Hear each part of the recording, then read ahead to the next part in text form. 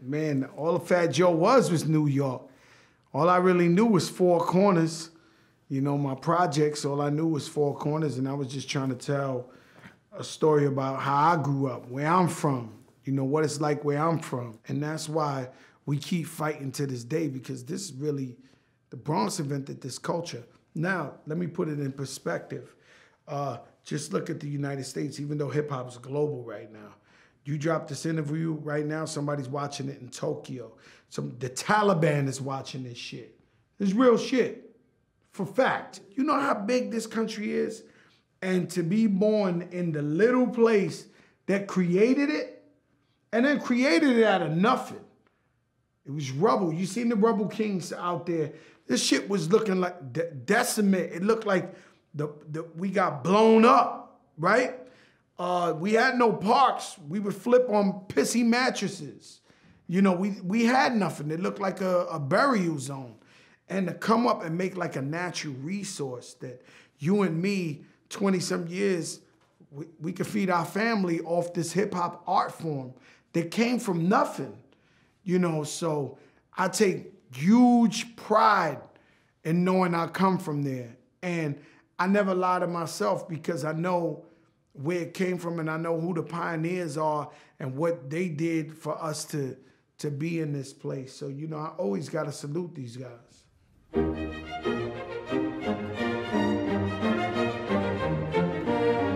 Painting, mops, everything, man. I started out, Terror Squad started out a graffiti crew. So we used to terrorize shit. So, you know, I always been crack TS. And that's how Terror Squad started originally, being a graffiti crew. Then we merged with TAT, which is Bio, Nicer, BG, Mac, and then it became Tats Crew and Brim. And they're still the Rubble Kings. They're still killing shit. You know, I used to bomb everything. Same thing like music, man. I have an addictive personality. So like if I eat food, I'll eat a lot of it. If everything I want in excess.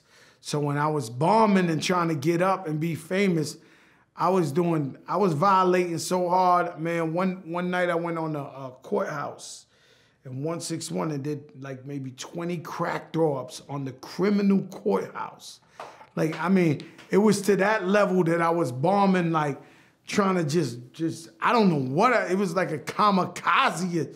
Like, do you know what kind of trouble them people wanted? Yeah, it was crazy, man, but I loved it. I was out for fame, man. I was out to do it, man. And I got some crazy stories of hitting trains and the police jumping out. So me, I was really young when I hit the trains. So I had to sneak out my house, and my father was really, really strict. So I'm saying 13, 14 years old. And I would sneak out my house. I used to sneak out, my sister would always look at me like, and I'd be like, and I'll go hit the train. And one night, cops jumped out on us. So I was with another writer, and he was like, yo, we gotta hide right here for about an hour or two. I'm like, an hour or two? We was all the way, I mean, we was up by 233rd White Plains, and I'm all the way from the South Bronx. So apparently, where the trains meet, when you cross the train, those are like little hiding pockets where you can hide under, you know, under. So you hear them with flashlights trying to catch everybody, and we there for like 2-3 hours. Finally, when we got out of there, that they left, we had to walk to the next train station thing because they went this way. And that was like miles on the side, and trains passed. I was like, oh my God. I got home, I looked like a mechanic with oil, dirt all over me. I mean, it was crazy. It was crazy. And I wasn't a traditional fat guy.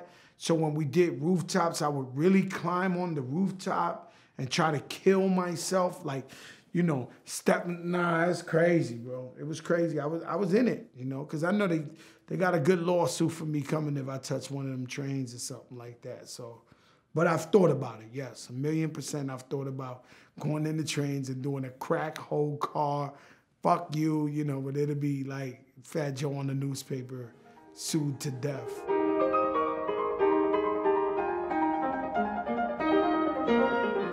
Well, the Bronx, I was a little kid. I was about 4 or 5 years old. As a little kid, my big brother, I used to look up to him. My big brother used to be a crate boy for Grandmaster Flash. My brother, I said this last week, I lived in the projects and we had a telephone booth in front of the building. So the kids, the older guys, they broke the sign that said telephone. Somehow in there, instead of the light being on, there was a light switch. So they would plug in their boom box. And I would listen to Mr. Magic, super, blast. And I be in the window, my mom's be like, yo, go to sleep. And I'm listening, yo, what's up? I want to say what's up to Toya downtown. All the fly girls out there with the bangle earrings and all. I'll be like, ooh. And then he would play all the newest shit. And I was like, and then they would go from there to the Awesome 2. And I'd be like, oh my God. Like it was crazy, man. I definitely knew I grew up in the birthplace, and we take a very big sense of pride of that. Well, KRS-One's my idol. He's the first artist that I ever hopped the train and played his record on my Walkman, and he was like airplanes flying, overseas people dying, politicians lying. I'm trying not to escape, but hit the problem head on. And when I heard that, it sparked something in my mind where I was just like, wow. And I rewinded that maybe 20, 30 times because I had never heard nobody rap like that. And even though he had the Uzi on the cover, the consciousness was in the music. I remember I told KRS one time, I was like, yo, man, I ain't doing too good. I ain't really got no bread like that. He said, all right, you're going to come on tour with me. You're going to be my hype man. So imagine you being able to do this with your idol and then making music with my idol. It was like, forget about it. It was like crack, smoking crack. Like this is the guy you idolize, you aspire to be, and he lets you hype him up on stage, and you know what I'm saying? Then I get to do Flow Joe, and then man, this guy, he was everything to me, you know what I'm saying?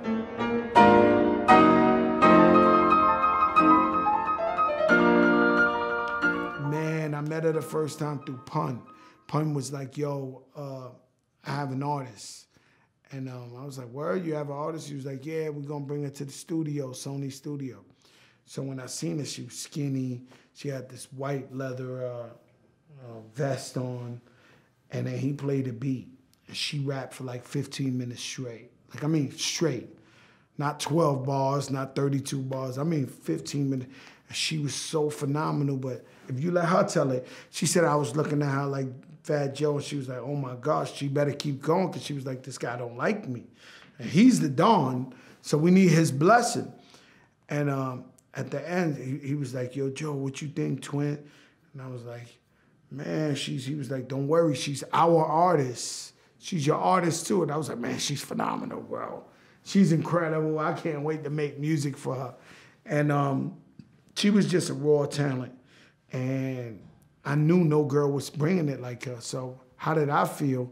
I had, to me, the best lyricist at the time, Big Pun, and I had the best female lyricist at the time, Remy Ma.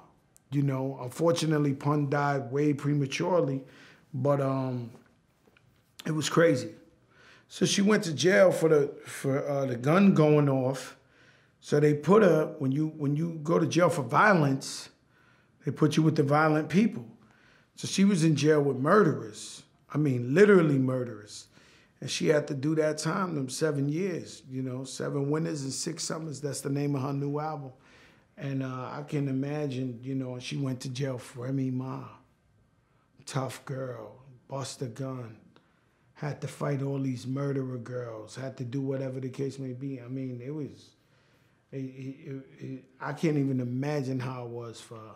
And what's so inspirational is that she came out of jail. She came out of jail a mature woman. She got right to her business.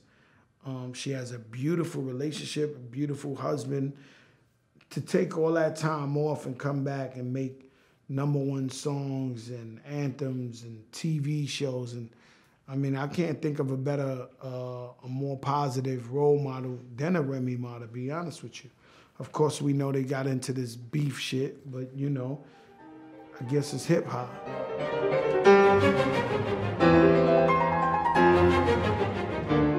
You know, he was leaking shit, and Pun ain't like it. So Pun called him up like if he was gonna book him for a show. And he met him in the back of the Apollo. And when he showed up, they threw him in the van, and they had the Uzis out and all that, and they was torturing him a little bit. But, you know, that ain't the first or last time some shit like that happened, man. It was like, you know, I remember I saw Biggie one time. I said this before Clue got mad at me, but it's the truth. When it's the truth, you gotta say it.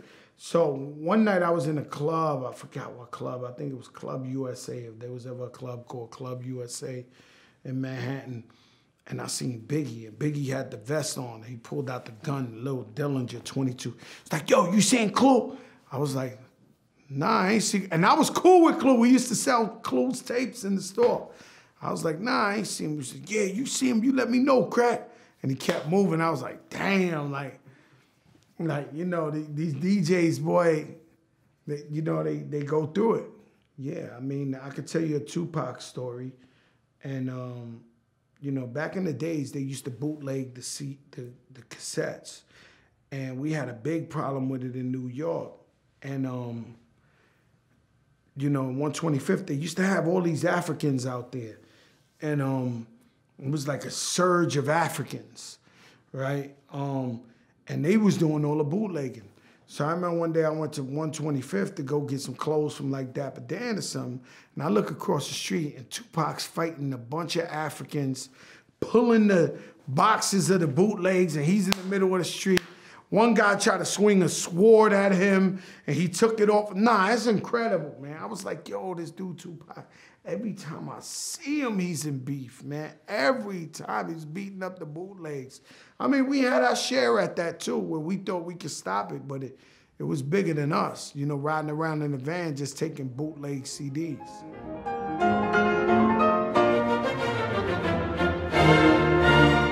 He had a studio in Miami, in Pembroke Pines. It was called Jerusalem. And we made Lean Back in there. And Khaled was there. You know, a lot of people are blessed.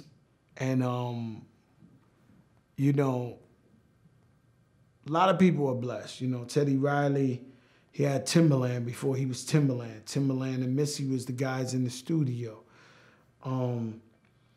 Scott Storch was in Dr. Dre's basement.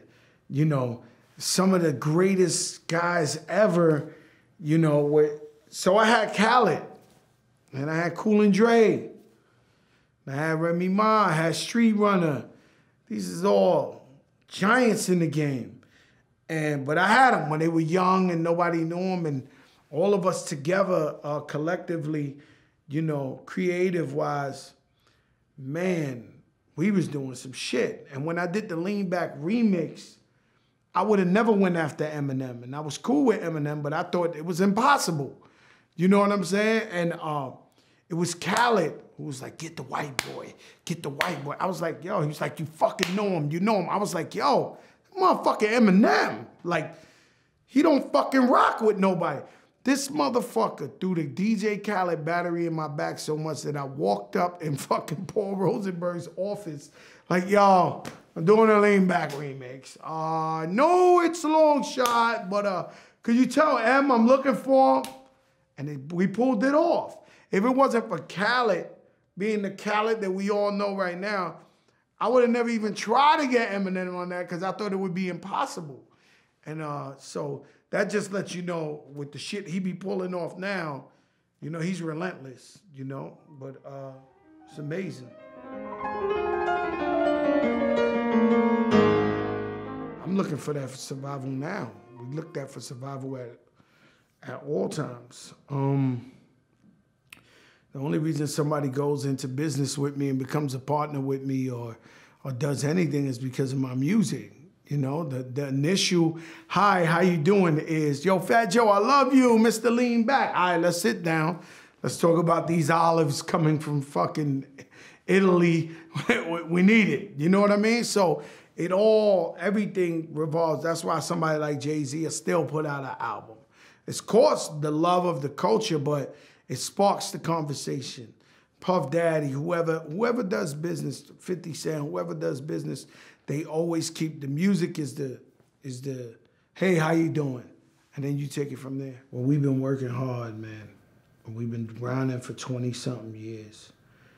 And Fat Joe's one of the most underrated MCs ever to rock a mic. And I got so many hit records that most of your favorite artists or my favorite artists couldn't stand next to me. If we went hit for hit in the middle of Madison Square Garden, somebody who sold 100 million records, Fat Joe will probably eat them by the halfway the show because I'll just keep throwing hits on. But yet and still, they keep sleeping on me. Remy comes out of jail. She went through so much. I was in jail. People thought it was all over for me. You know, the government took most of my money. I had to come back out here and fight for my life. And here we go. We get back in the studio and we make All the Way Up. Now, All the Way Up is the biggest song of the year. We winning every award. We winning everything.